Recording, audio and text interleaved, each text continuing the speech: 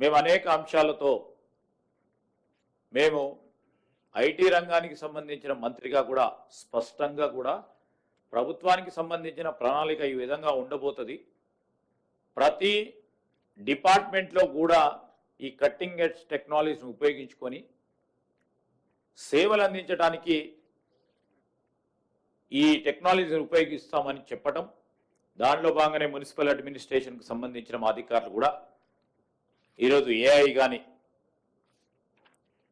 అదేవిధంగా ఆగ్యుమెంటెడ్ రియాలిటీకి సంబంధించిన కొత్త సాంకేతిక పరిజ్ఞానాన్ని ఉపయోగించుకొని సేవలన్నిటిని కూడా పౌర సేవలన్నిటిని కూడా అతి సరళీకృతంగా ఎఫిషియెంట్ మోడ్తో ప్రొడక్టివిటీని పెంచే ఒక యోచనతో ఈరోజు new unified online building and layout approval సిస్టమ్ని తీసుకురావటం జరిగింది. మీకు అందరికీ కూడా వారు ప్రజెంటేషన్ ఇవ్వటం జరిగింది.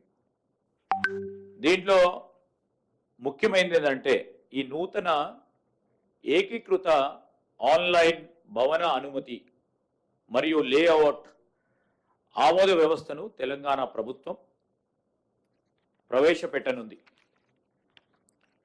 ప్రస్తుత వ్యవస్థలో ఎందుకు ప్రవేశపెడతా ఉన్నాం? ప్రస్తుత వ్యవస్థలో ఉన్న కొన్ని ఇబ్బందులను దృష్టిలో పెట్టుకొని సేవలకు సంబంధించి ప్రతి పౌరుడికి పారదర్శకంగా సేవలు అందించాలని ఒక ప్రధానమైన ఉద్దేశం. విత్ లెస్ రెడ్ టేపిజం పర్టికులర్గా కూడా ఈరోజు అడ్మినిస్ట్రేటివ్ ఎఫిషియన్సీని పెంచాలి. అడ్మినిస్ట్రేషన్ మరింత చేరువలో ప్రజలకు సేవ అందియాలి అనే ప్రధానమైన ఉద్దేశంతో మరి ముఖ్యమంత్రి గారు దీన్ని ప్రవేశపెట్టబోతా ఉన్నారు. ఉదాహరణకి నేను చెప్తా ఉన్నాను, ప్రస్తుత వ్యవస్థలో డ్రాయింగ్ ఆటో స్క్రూటనీలో ఎక్కువగా ఆలస్యం జరుగుతుందని చాలా సందర్భాల్లో పౌరులు మాకు తెలియజేయటం మేము గమనించడం జరిగింది. అలాగే హై రైజ్ భవనాల విషయంలో డ్రాయింగ్ స్క్రూటనీకి చాలా రోజులు పడతా ఉంది. దీనివల్ల ఎవరైతే వినియోగదారులు ఉన్నారో దరఖాస్తు సమర్పణ సమయంలోనే ఎక్కువ సమయం వృధా అవుతుందని మా దృష్టికి వచ్చింది. అంతేకాకుండా మీరు అందరూ కూడా గమనించుంటారు,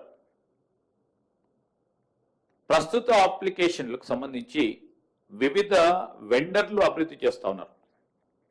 ఉదాహరణకి ఇన్స్టాంట్ అప్రూవల్కు ఒక వెండర్ ఉంటే సింగిల్ విండోకు మరొక వెండర్ ఉన్నారు.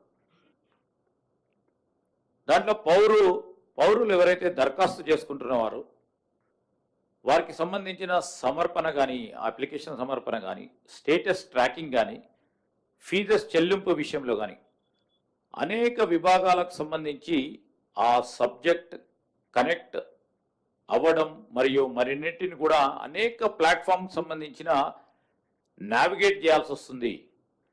దీనివల్ల ఒక జాప్యం, ఇంకోటి కూడా ఆ పౌరులకు సంబంధించి ఆ వినియోగదారులు కొద్దిగా గందరగోళాలకు గురి కావటం మేము గమనించాం. ఈ భవన అనుమతులు, లేఅవుట్ అనుమతులు, occupancy certificates, transferable development rights,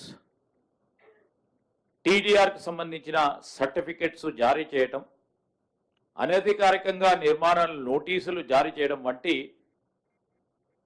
planning సంబంధిత సమస్యలకు సంబంధించి సింగిల్ పోర్టల్ ఉండటానికి ఒక నూతన అప్లికేషన్ ప్రభుత్వం తీసుకురావాలని ఈరోజు బిల్డ్ నౌ